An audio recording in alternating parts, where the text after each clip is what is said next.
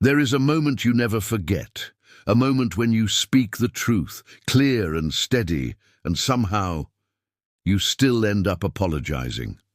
Not because you were wrong, but because they convinced you were. It starts with confidence in your voice. You know what you saw, you know what you felt, you know what happened, but then they tilt their head, narrow their eyes, and say one quiet sentence that shakes your reality. That never happened. You misunderstood. You are being dramatic. Suddenly, your certainty cracks. Your heart speeds up. Your memory feels like a room filling with fog. You think, maybe I misread it. Maybe I really am overreacting. And before you even realize it, you are the one apologizing for the truth you lived. This is not confusion. It is psychological warfare.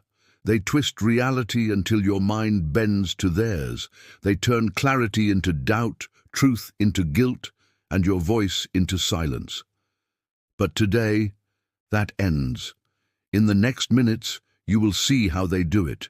You will understand the emotional traps, the rewiring of perception, the subtle distortions that make you question your sanity. And once you see the pattern, you will never fall for it again.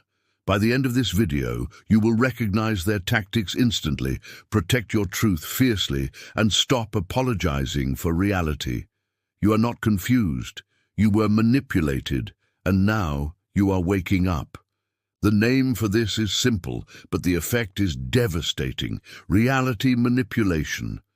It is when someone refuses to meet you in truth, and instead pulls you into their version of the world, where they are always right and you are always uncertain.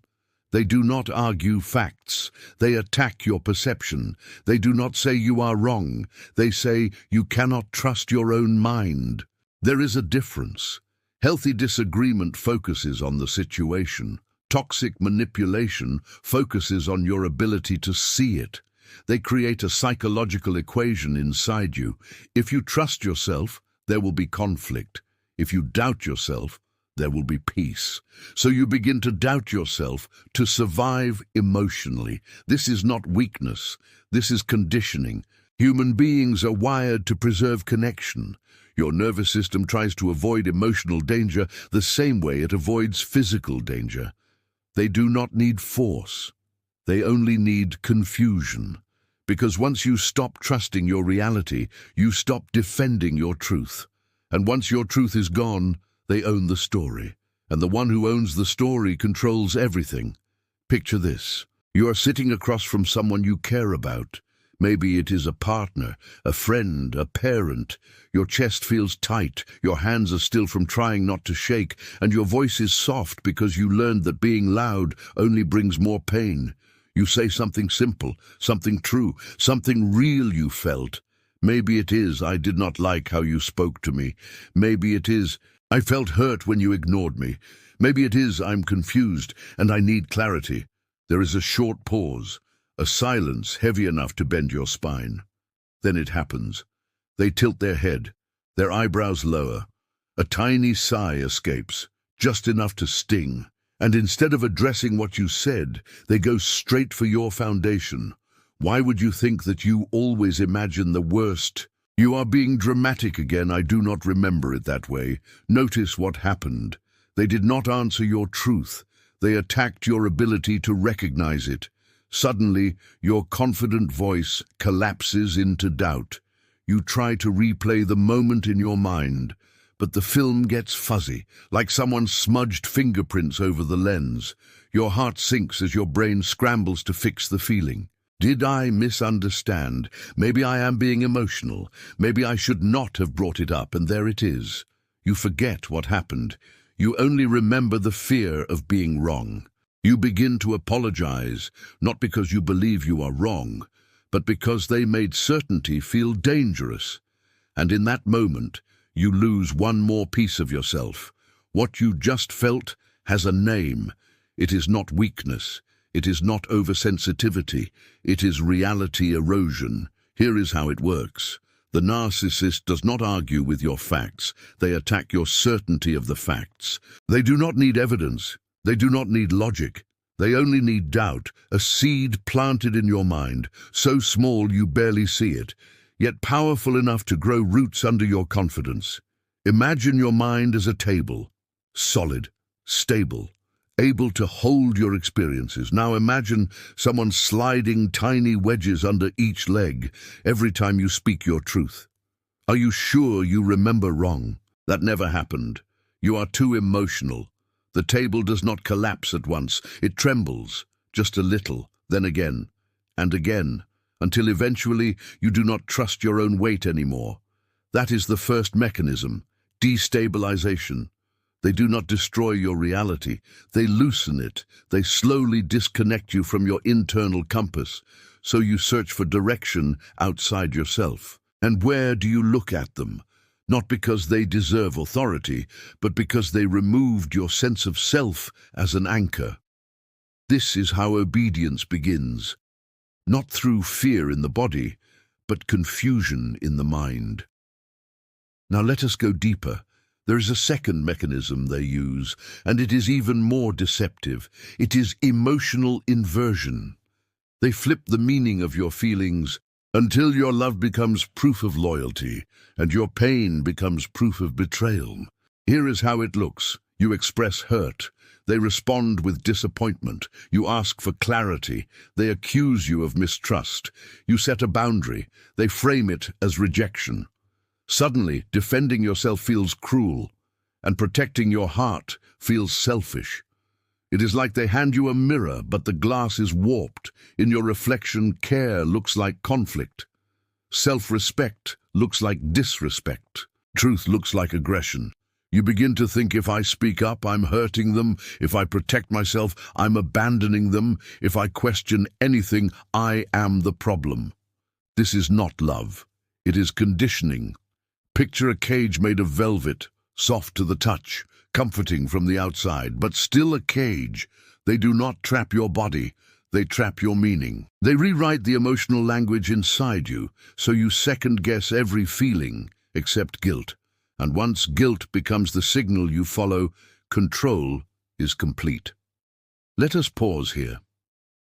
Because what you have lived is not stupidity, not weakness, not naivety. It is survival psychology. You loved deeply, you trusted honestly. You tried to keep peace, not because you were blind, but because your nervous system believed connection meant safety. And when someone you cared for twisted your reality, your brain did what any human brain does under emotional threat. It prioritized belonging over clarity. That does not make you broken. It makes you human. There is nothing wrong with you for wanting to understand, for wanting harmony, for wanting the relationship to make sense. The truth is simple and painful. You were not weak. You were loyal in the wrong direction. You were not lost. You were misled by someone who benefited from your doubt. And now, the confusion you feel is not proof that you are damaged. It is proof that you are waking up. Awareness is not gentle. It disturbs, it shakes.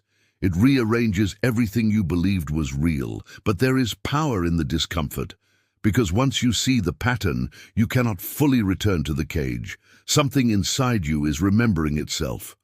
A quiet voice saying, "This is not love, this has never been love. I deserve to stand on solid ground again." Freedom from this does not come with shouting. It does not come from dramatic exits or burning bridges in a single moment. True escape begins quietly, in the privacy of your own mind. Here is the first step. Stop explaining yourself.